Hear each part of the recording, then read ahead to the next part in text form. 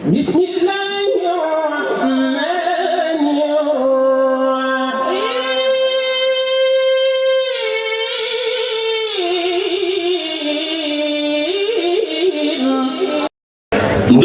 পেছনে ঘুরো না রে বাবা। হ্যাঁ, যারা দুনিয়া চাইবে আল্লাহ তাদের দুনিয়া দান করবেন।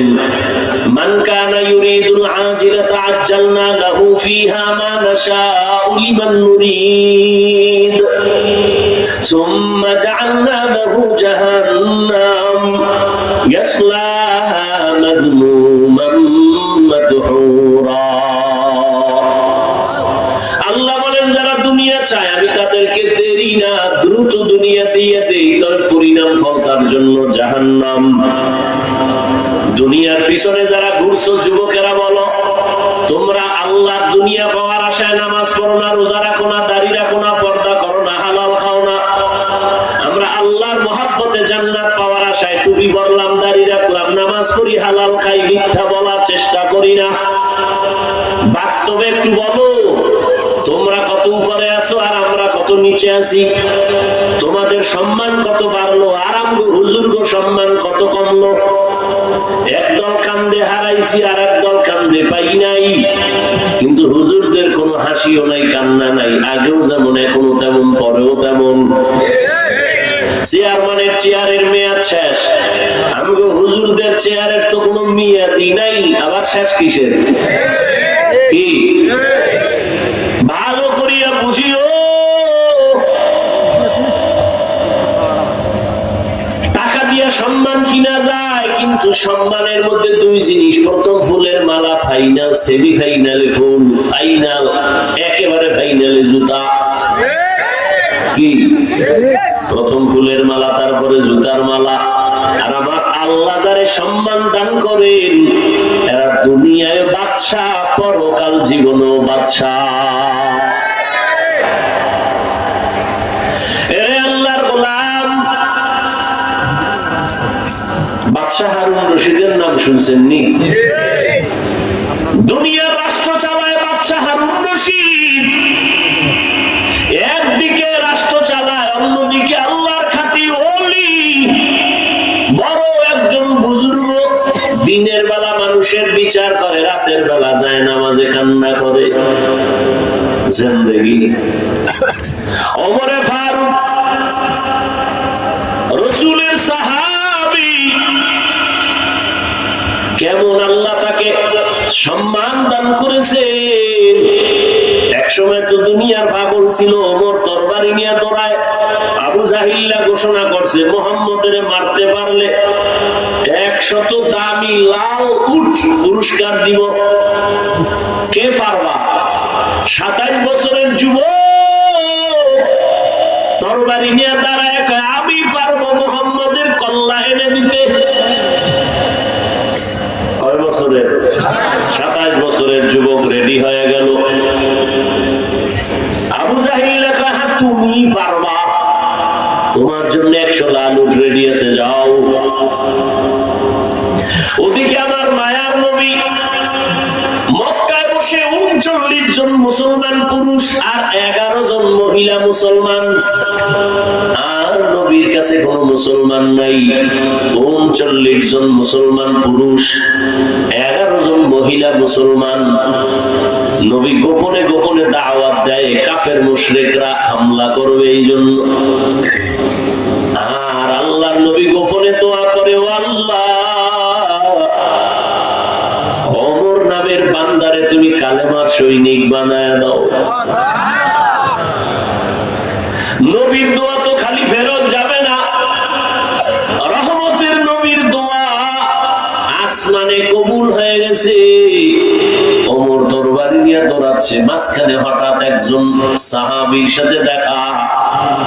ডাক দিয়া কয়, মেজাজ গরম, কই যাও? কয় মুহাম্মদ নামের পাগলের গর্দান কাটতে যাই। কেন? সে নাকি আমগো ধর্মের বিরুদ্ধে, মূর্তি পূজার বিরুদ্ধে কথা বলে। তাই নাকি? বলে হ্যাঁ। শোনো, মুহাম্মদ তোমার রক্তের কোন আত্মীয়? কয় না। তোমার রক্তের আত্মীয় তোমার যে বোন আছে ফাতেমা,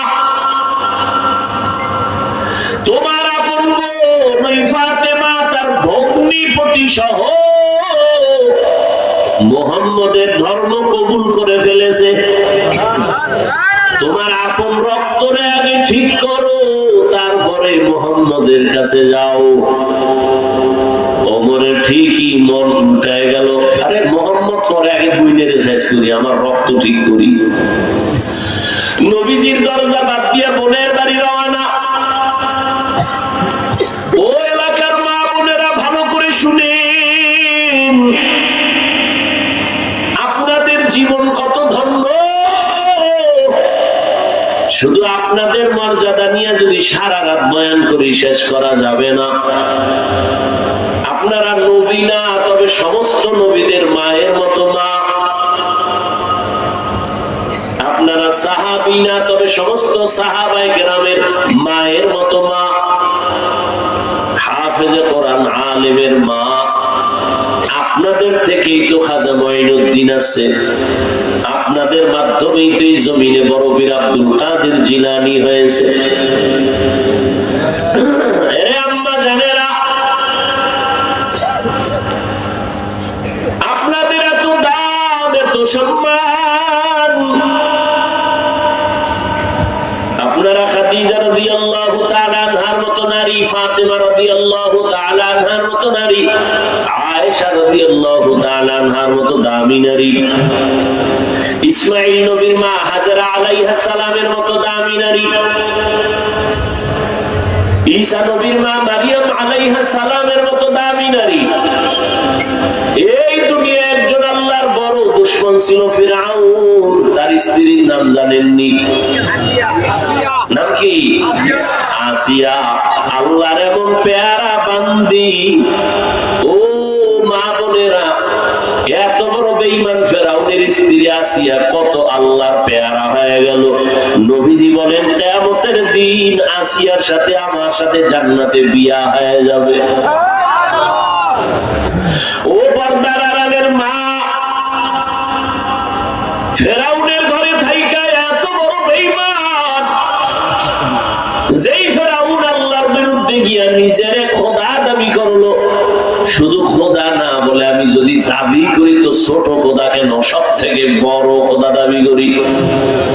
কোরআনের আয়াত, ফিরআউন বলল আনা রাব্বুকুমুল আ'লা, আমি শুধু খোদা না, সব থেকে বড় খোদা।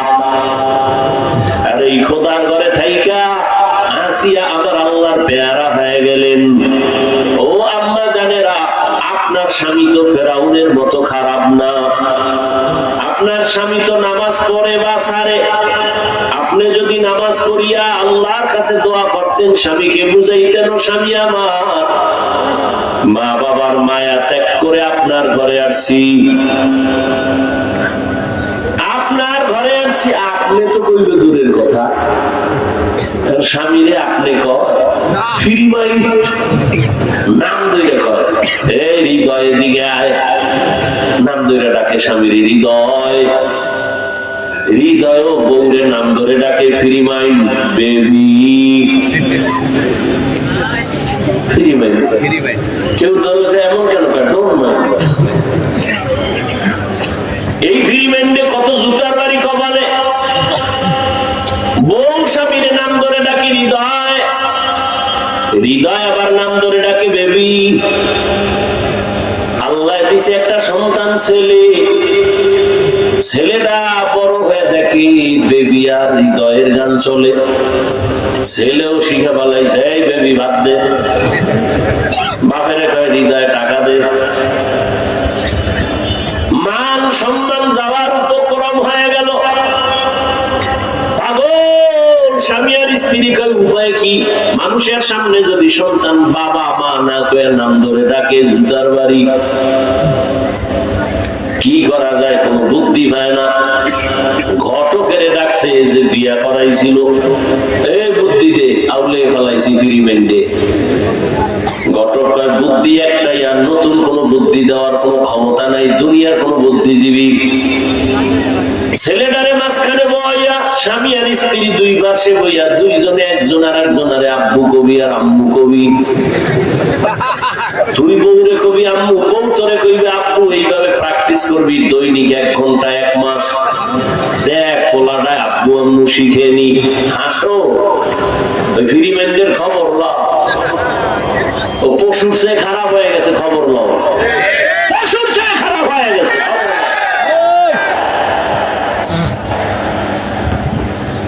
মোবাইল চালাইতে চালাইতে বাচ্চা এখন বোবা হয়ে গেছে। একজন বড় লোক কয় ছেলেরে কি করা যায় হুজুর? কি তেল ভরা পানি ভরা? আমি ধরে বলে সমস্যা কথাই কেন, মা বাপ করবো তো দূরের কথা। আমি বললাম মোবাইল দিচ্ছেন না? মোবাইল দিচ্ছে, সবসময় মোবাইল চালা। আমি তেল ভরা পানি ভরা কেন, জুতা ভরা দিল আর কাজ হবে না। Free mind. বয়ান যাই শুনেন আর না শুনেন, হিসাব করে রাখেন, ইসলাম ছাড়া শান্তি নেই, দুনিয়াতেও না, আখেরাতেও না, কবরেও না। আপনাদের চোখের সামনে আমরা ইসলামের লাইনে মোটামুটি তো চলার চেষ্টা করি। বলেন আমরা কি অশান্তিতে আছি? আমাকে সম্মান কমছে। এমপি সাহেব দেখলে কয় হুজুর দোয়া করেন, মন্ত্রী দেখলে কয় দোয়া করেন। অনেকে ভাবছিল আওয়ামী লীগ গেছে, হাফিজুর রহমানও গেছে, এখন দেখে না কেউ কাম উল্টো দিক। বিএমপি ওয়ালারা হুজুর দোয়া করেন, এসপি সাহেব কয় হুজুর দোয়া করেন, ডিসি কয় দোয়া করেন। এটি টাকা দিয়ে কেনা যায়? সম্মান কে দিচ্ছেন? চোখের সামনে দেখো, মানো না কেন? কি সমস্যা? কি তো গোপন কিছু না। মহামারী করোনায় মাস্ক লাগাইছো, 3টা মরবি না, ট্রিপল মাস্ক। একটা না, কয়টা? 3টা মাস্ক লাগায় বয়ে রয়েছে। বাবার করোনা কাছে যায় না, হঠাৎ মরে গেছে, লাশও ধরে না। মানুষের টাকা দিয়ে কয়টা রাস্তায় ভালা, গরিব লোকেরা টাকা পাইয়া লাশটা রাস্তায় ফেলে দিল, বানায় কইটা হিসাব রাখি যুবকেরা। যুবক, কত পাওয়ার আল্লাহ তোমাকে দিছে, কত মেধা আল্লাহ দান করেছেন, চিনলা না, নিজের রত্ন নিজে বুঝলা না। যুবকের আল্লাহ এমন মেধা দান করেছেন, গোটা দুনিয়াটা কন্ট্রোল করার মতো মেধা যুবকের মধ্যে আছে।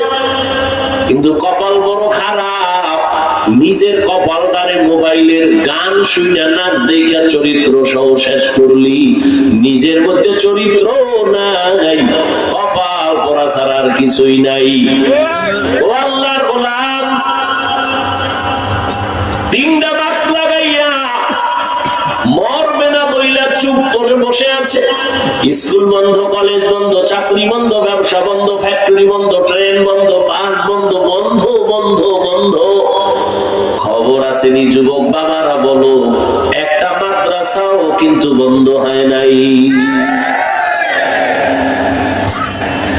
সন্তান বাবার লাশের কাছে যায় না, করোনা মরবে। মেয়ের করোনা মা কাছে যায় না, মায়ের করোনা মেয়ে কাছে যায় না। ইতিহাস বলিস না রে যুবক বাবা, ওই সময় আমার দেশের টুপিওয়ালা আলেম ওলামারা শত শত লাশ কাঁধের মধ্যে নিয়ে গোসল করাইয়া, কাফন করাইয়া, জানাজা পড়াইয়া কবরে রাখছেন। একজন হুজুরেও করোনায় মরে নাই।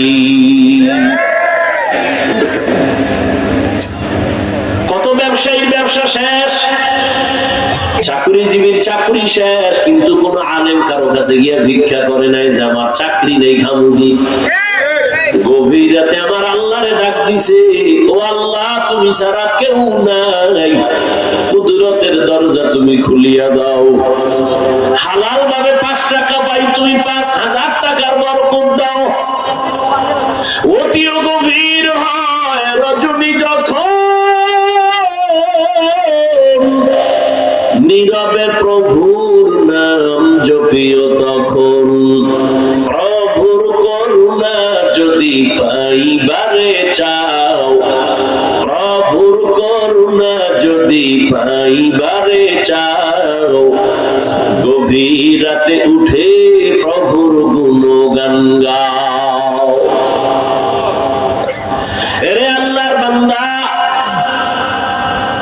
ও পর্দার আড়ালের আম্মা জান,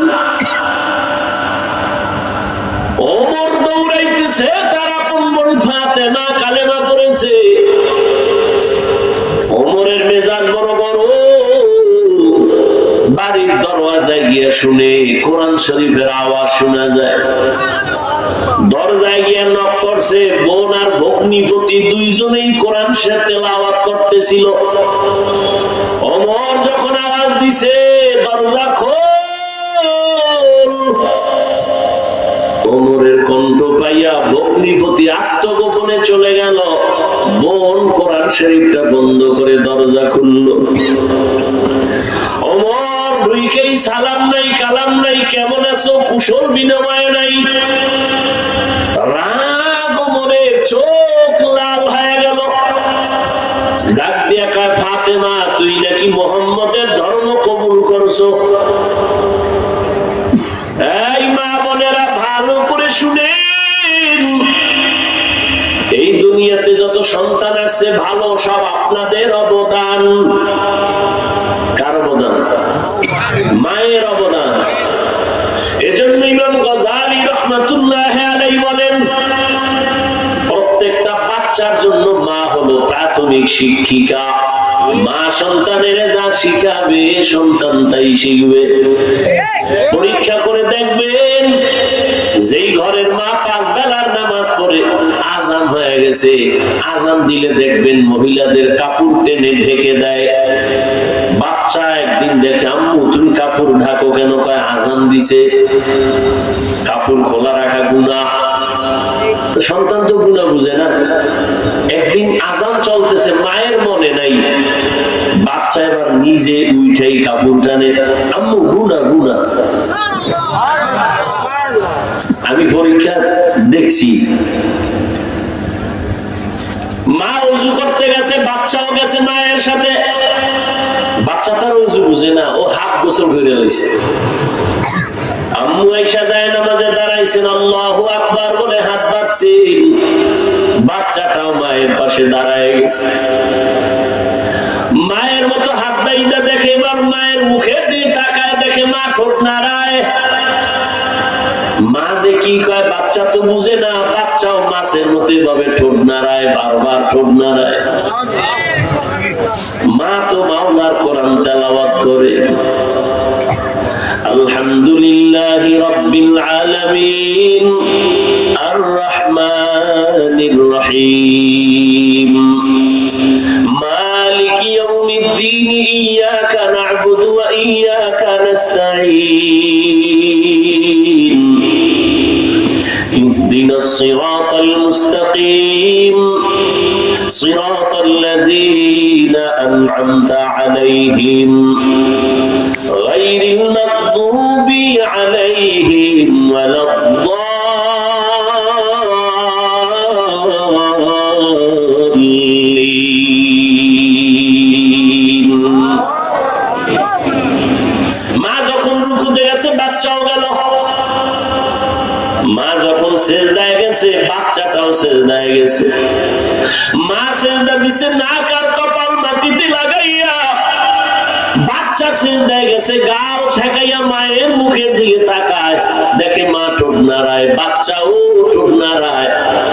আমার মালিকের কুদরতি অন্তরে মায়ের জোশ। আমার মালিক বলে, ফেরেশতারা তাকাইয়া দেখ, ওই বাচ্চা ঠোঁট নাড়ায় কেন? ফেরেশতারা বলে, ওর মা ঠোঁট নাড়ায়। বলে, ওর মা কি বলে? বলে, মা বলে সুবহানা রাব্বিয়াল আ'লা। আল্লাহ বলে, লেখ আমল নামায় এই বাচ্চাও বলে সুবহানা রাব্বিয়াল আ'লা। এই বাচ্চার তো আমল নামা নাই, কয় মায়ের আমল নামায় সওয়াব বাড়ায়া দাও। জীবনে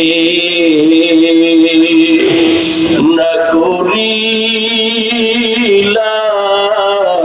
বন্দেগি, জীবনে না করিলাম বন্দেগি, গুনাহ করে কাটাইলাম জিন্দগি গুনাহ করে কাটাইলাম, জিন্দগি তওবা করে আবার তওবা ভাঙ্গিলাম,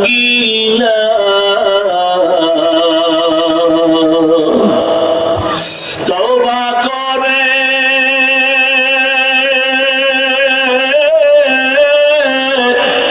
আবার তওবা ভাঙ্গিলাম,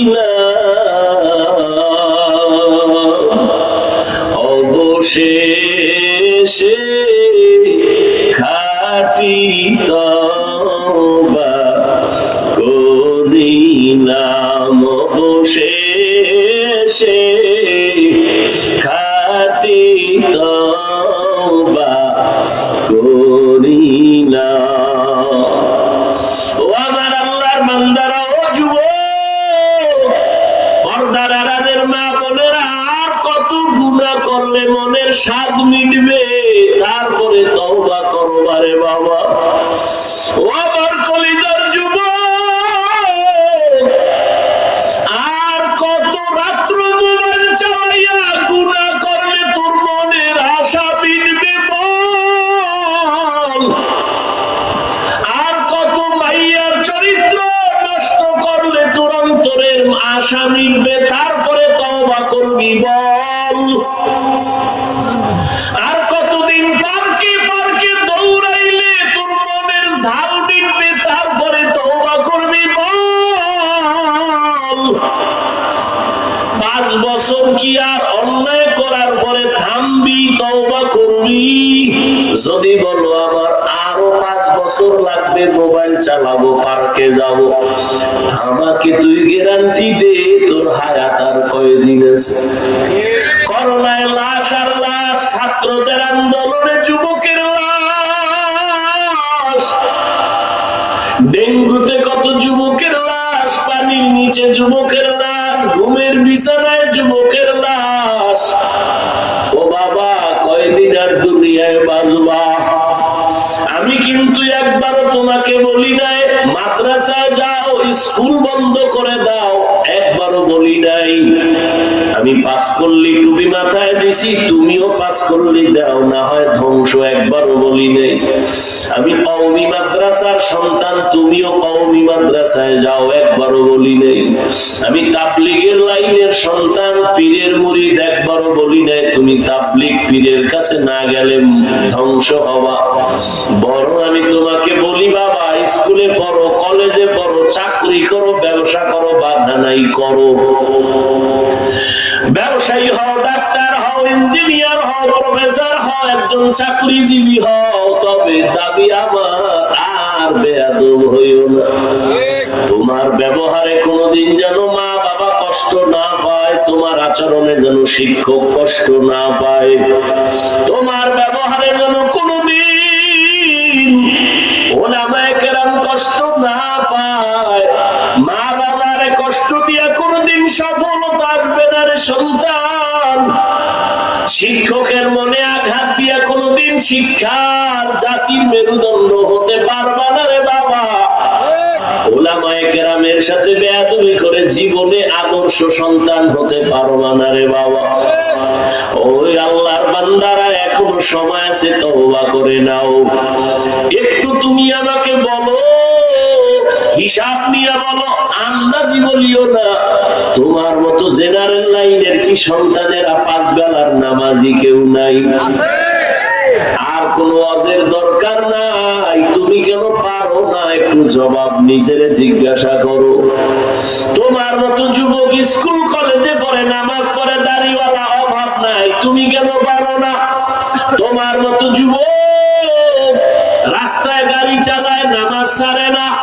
তোমার মতো যুবক র্যাব, আর্মি, পুলিশ, বিডিআর এর চাকরি করে, ওসি, ডিসিএসপি, উকিল, ব্যারিস্টার, ডাক্তার, প্রফেসর, ইঞ্জিনিয়ার, দাড়িওয়ালা নামাজি আসেনি? তোমার মতো জেনারেল লাইনের বান্দা কৃষি কাজ করে, নামাজ ছাড়ে না, নদীর মধ্যে মাছ ধরে, নামাজ ছাড়ে না। বলো তুমি কেন পারো না? গুনার কারণে বেজার, মা বাবার অভিশাপ বোধহয় তোমার কপালে লেগে গেল নাকি? ওমরের মতো বান্দা বোন ফাতেমাকে জিজ্ঞাসা করে, বলবো কষ্ট হইতেছে, ফাতেমাকে ডাক দিয়ে কয়, ফাতেমা মুহাম্মদের ধর্ম কবুল করেছো? ফাতেমা চিন্তা করলো আর গোপন করে লাভ কি, যেহেতু ভাই জেনেই ফেলেছে প্রকাশ করে দেই, আল্লাহ হেফাজতের মালিক। ফাতেমা বোন ডাক দিয়া কয়, ভাই আলহামদুলিল্লাহ আমি মুহাম্মদের হাতে কালেমা পড়েছি। ওমর কয়, কালেমাটা তাড়াতাড়ি ফিরাইয়া দাও, না হয় তরবারির ফয়সালা। ও মা বোনেরা, ঈমান কত মজবুত! মায়ের আদর্শ ভালো না হলে সন্তান ভালো হয় না। কথায় কথা আসে, খাজা মঈনুদ্দিন চিশতি আজমিরির নাম আপনারা শুনছেননি? মদিনাতুল মুনাওয়ারা থেকে ভারতে আসছেন কালেমার দাওয়াত দেওয়ার জন্য। এই মা ভালো করে শুনেন, ভারতে আইসা কালেমার দাওয়াত দিতেছেন। এক পর্যায়ে খাজা মঈনুদ্দিন আল্লাহর কাছে এত দামি যে তার হাতে হাত লাগাইয়া 90 লক্ষের উপরে বিধর্মী কালেমা পড়েছে। কোথায়? ভারতে। খাজা মঈনুদ্দিন বেজার না খুশি? আম্মা জানের কাছে যাইয়া খুব খুশি। খুব খেয়াল করেন, বিশেষ করে মা বোনেরা খেয়াল করেন। খাজা মঈনুদ্দিন, মা কয় এত খুশি কেন রে বাবা? কয় মা কি বলবো, আল্লাহর শুকর, হাজারো লাখো বিধর্মী আমার হাতে কালেমা পড়েছে। মা তো আবার সেই মা, অনেক আমলি। মা কয় বাহাদুরি করো না, এগুলো তো সব আমার, আমার ত্যাগ, আমার কোরবানি, আমার অবদান। খাজা মঈনুদ্দিন চিশতি ডাক দিয়া কয়, আম্মা জান আপনার অবদানটা কি একটু বলবেন নিরে মা? খাজা মঈনুদ্দিনের মা চোখে পানি ছেড়ে কান্না শুরু করলেন, আর ডাক দিয়া বলে, রে বাবা তুই যেদিন আমার গর্বে আসছো ওই দিন থেকে একটা রাতেও ঘুমাই নাই। রাতের বেলা যায় নামাজে আমার মালিকের ডাকছি, আর কান্না করেছি আর দোয়া করেছি, হে মালিক আমার সন্তানটারে তোমার কামেল ওলি বানাইয়া দুনিয়ায় পাঠাইও। এই মঈনুদ্দিন, যেই কান্দা তোরে লইয়া কানছি, তুই কি আদায় করবি? জীবনের মন কষ্ট মায়ের প্রসব বেদনা,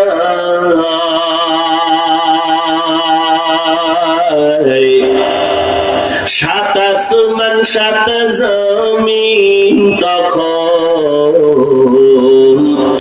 মায়েরই মাথায়। জীবনের মন কষ্ট মায়ের প্রসব বেদনা,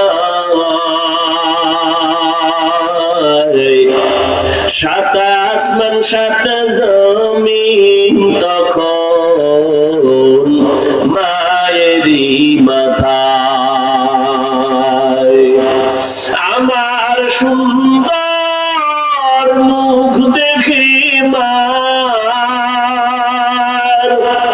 আমার সুন্দর মুখ দেখে মায়ের ব্যথা যায় দেয় হাসাইয়া।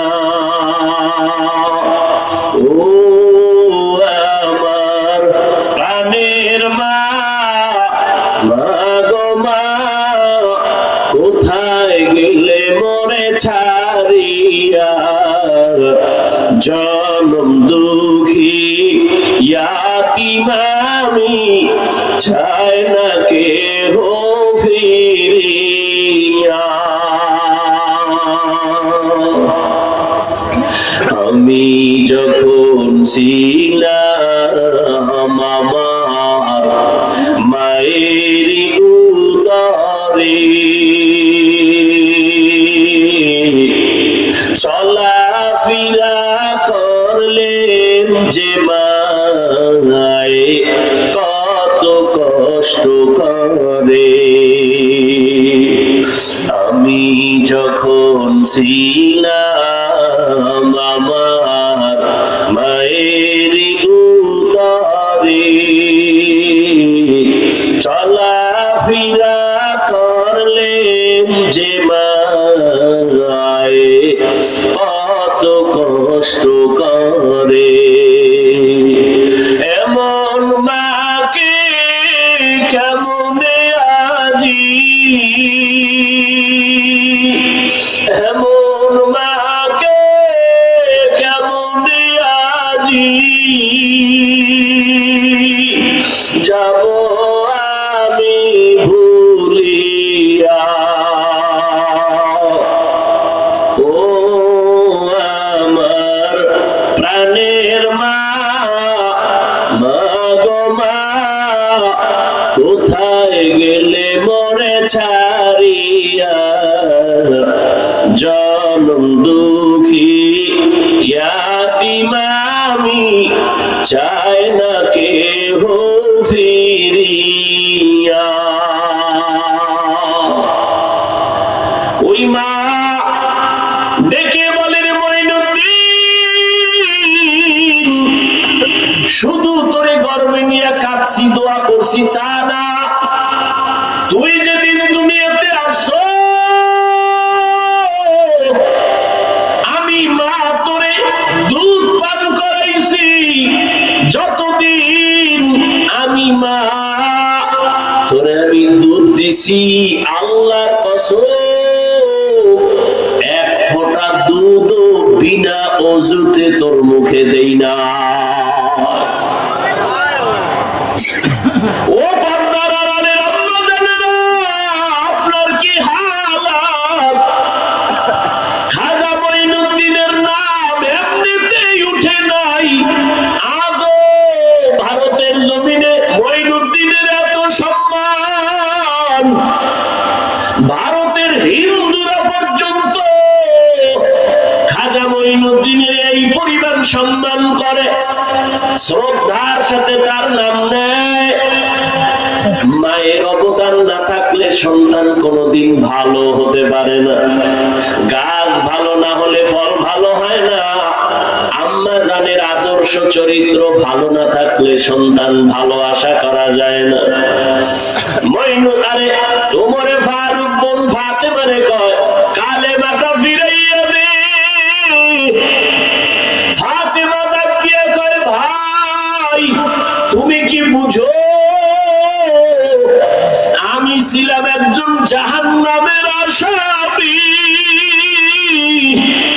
আমি কালেমার মোহাব্বত অন্তরে রন্ধ্রে রন্ধ্রে ঢুইকা গেছি। এখন তুমি চাইলে আমার হাত কাইটা নিতে পারো, আমার কল্লা দিতে পারি, কালেমা ফিরাইয়া দিতে পারবো না। ওমর এই কথা শুই না আরো রাগ, ওদিকে মায়ার নবী কাঁদেন, আল্লাহ ওমরের কবুল করিয়া দাও। রহমতের নবীর কান্না চলতেছে, এদিকে ওমর বোনের সাথে খারাপ আচরণ।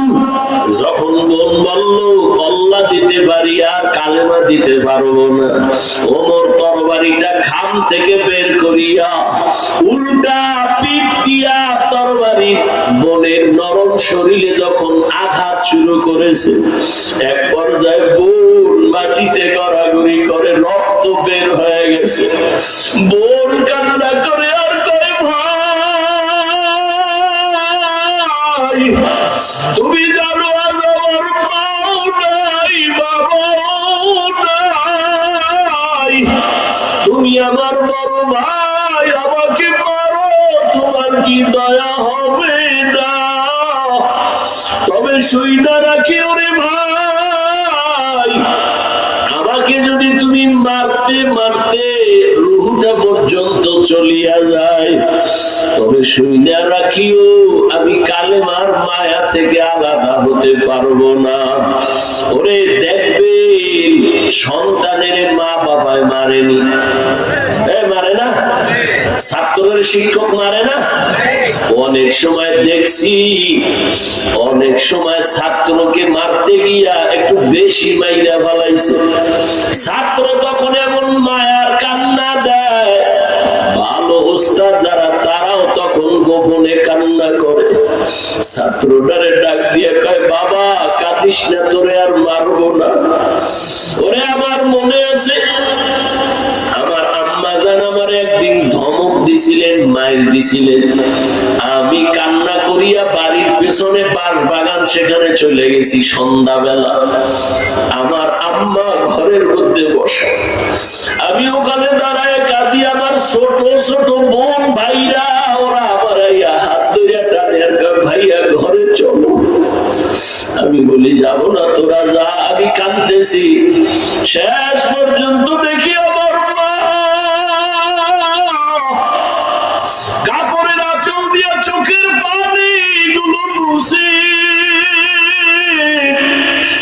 আর আইসা আমার হাত ধরে টানে আর কয়, বাবা কাঁদিস না, আর তোরে মারবো না, আয় ঘরে চল। ওরে ওমর যখন বোনের এমন মায়ের দিছে, বোনের মায়া কান্নায় ওমরের হৃদয়ের মধ্যে ধাক্কা লেগেছে। এবার বোনের মায়ের দেখা ওমর তরবারি ফালাইয়া বোনের হাত ধইরা কয়, কাঁদিস না। এমন কথা বলেছো, বাবা নাই মা নাই, আমরা বড় এতিম, আর তোরে মারবো না রে বোন, উঠ, আর মারবো না। বিছানার উপরে ওইটা কি দেখা যায়? কয় ভাই ওটা কোরআন শরীফ, আল্লাহর কোরআন। কয় দেখতে পারবো নি? এই রসুলের দোয়া চলতেছে, ওদিকে হেদায়েতের রাস্তা ঘুরতেছে। ওমর যখন বলে দেখতে পারবো, বোন কয় ভাই তুমি তো মুশরিক না, পাও তাড়াতাড়ি গোসল করো। ওমর গোসল করিয়া কোরআন শরীফটা খুলছে। আরবের মানুষ আরবি ভাষা জানে। কোরআন শরীফ খুইলা যখন দেখতেছে, অর্থ খেয়াল করতেছে, 16 পারা খুইলা ফেলাইছে মাঝখান থেকে। তাহা মা আনজালনা আলাইকাল কুরআনা লিতাশকা। কোরআনের নূর যখন সিনার মধ্যে গিয়ে আঘাত করেছে, জন্মলগ্ন থেকে তো ঈমানের নূর আছে, এখন বাকি কোরআনের নূর। কোরআনের তেলাওয়াত দিয়া ওমরের এমন ধাক্কা লাগায় দিছে, ওমরের কলিজাটা ছিঁড়িয়া গেছে। এত মজা, জীবনে তো এমন মজার কোন কিতাব দেখি নেই। এই ফাতেমা, এত সুন্দর মজার কিতাব কবিতায় কে শিখাইছে? বলে মুহাম্মদ। কয় কবিতা এত সুন্দর, না জানি শিখানেওয়ালা কত সুন্দর। আমার একটু নিয়ে যাবে নি সেই কবির, আমি একটা নজর দেখবো। এইবার ভগ্নিপতি সহ ওমর আমার মায়ার নবীর দরবারে রওনা। তরবারি হাতে নিয়ে যায়, নবী কাঁদতেছেন আর পাহারাদার আছে, কোন দুশমন যেন আসতে না পারে।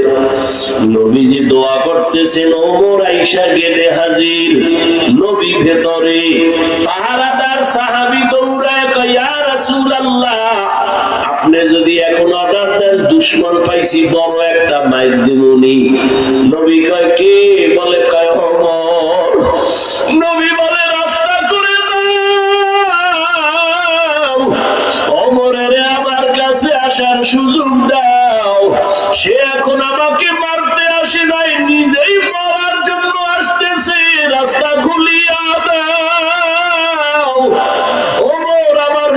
চেহারার দিকে এক ধ্যানে তাকাইয়া পাগলের মতো হয়ে গেছে।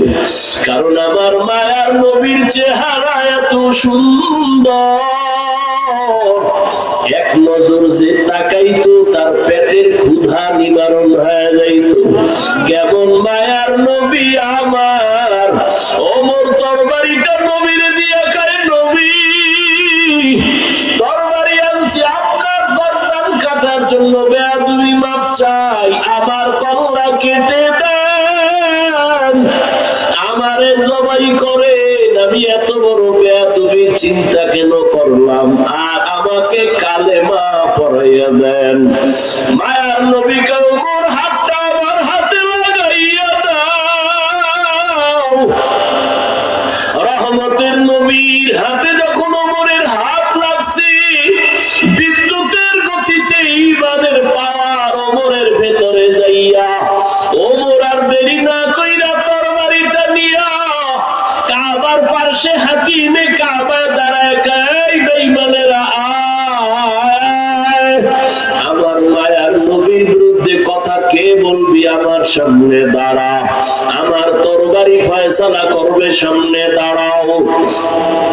ওই ওমরকে আল্লাহ এত পাওয়ার দান করেছেন, অর্ধ দুনিয়ার খলিফা হযরত ওমর, অর্ধ দুনিয়া চালায় ওমর। যেই ওমরের এত পাওয়ার, এখন শয়তান দেখলে ওমরের অন্য রাস্তায় শয়তান পালায় যায়। কেমন পাওয়ার ওমরের!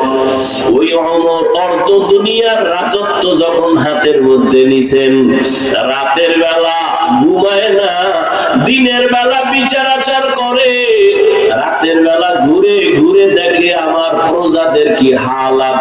আমি আরামে মখমলের চাদরে ঘুমাই আর আমার প্রজারা কষ্ট করে দেখি। রাতের অন্ধকারে দেখে একটা গ্রামের পাশে ঘরে বাতি জ্বলে, ওমর একা যাইয়া ঘরের পাশে চুপ করে দাঁড়াইছে, কথা শুনতেছে। মা আর মেয়ে দুইজনে কথা বলে।